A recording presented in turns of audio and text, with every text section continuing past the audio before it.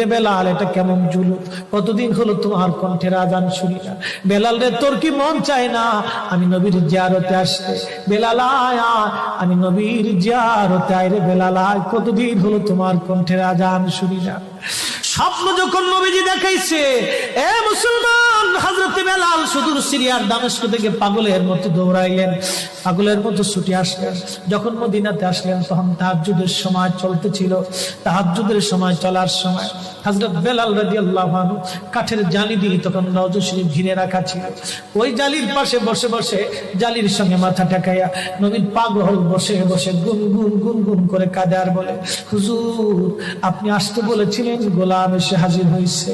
নবী গো, আজান দিতে বলেছেন, আমি আজান দিলে আপনি আগে নামাজ আসতেন, এখন আজান দিলে কি নবী আপনি নামাজে আসবেন? হুজুর এখন আজান দিলে কি আপনি নবী নামাজে আসবেন? নতুন মুয়াজ্জিন আসছে আজান দেওয়ার জন্য, এসে দেখে নবীর মুয়াজ্জিন বেলাল কাঁদে। ডাক দেখে মদিনাবাসী, শুনছো নবীর মুয়াজ্জিন ফিরে এসেছে, বেলাল আসছে, বেলাল ফিরে আসছে। এই কথা শোনার পরে সব সাহাবী ঘর থেকে বের হয়ে দৌড়ায় এসে দেখে বেলাল কাঁদে। সাহাবীরা বলে, বেলাল আজান দাও, কতদিন হলো তোমার কণ্ঠের আজান শুনি না। বেলাল আজান দাও, কতদিন হলো আজান শুনি না রে বেলাল। বেলাল বলে, সাহাবীরা রে, আমি আজান দিলে কি নবী নামাজ আসবে বলো? সালমান ফারসি রাদিয়াল্লাহু আনহু ডাক দেখে, সাহাবীরা আমাদের কথায় বেলাল আজান দিবে না, তোমরা যাও দেখো হাসান আর হুসাইন দুইজন ঘরের মধ্যে আছেন।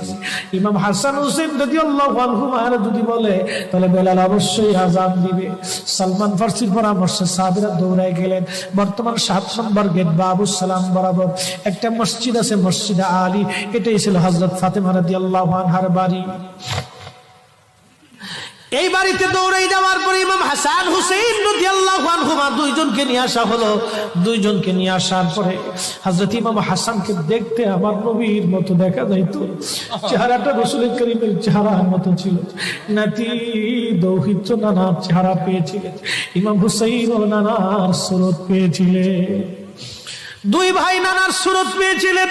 হযরত বেলাল রওজা শরীফ থেকে উঠে হযরতে হাসানের বুকের মধ্যে মাথা ঠেকায় কাঁদতেছে, ইমাম হুসাইনের বুকের মধ্যে মাথা ঠেকায় কাঁদে। হযরত ইমাম হাসান ডাক দেখে, নানার মুয়াজ্জিন, কতদিন হলো তোমার কণ্ঠে আযান শুনি না। যেই কণ্ঠ দিয়ে নানার আযান শুনাইতা, যাও গো ওই কণ্ঠ দিয়ে আমাদেরকেও আযান শোনাইয়া যাও। যখন হযরত বেলাল ইমাম হাসান এই কথা বললেন, হযরত বেলাল দৌড়াই গেলেন। যেই বনু নাজ্জার গোত্রের মহিলা সাহাবীর ছাদের উপরে দাঁড়ায় বেলাল আযান দিত। আবু দাউদের 519 নম্বর হাদিসের মধ্যে আসছে, প্রত্যেক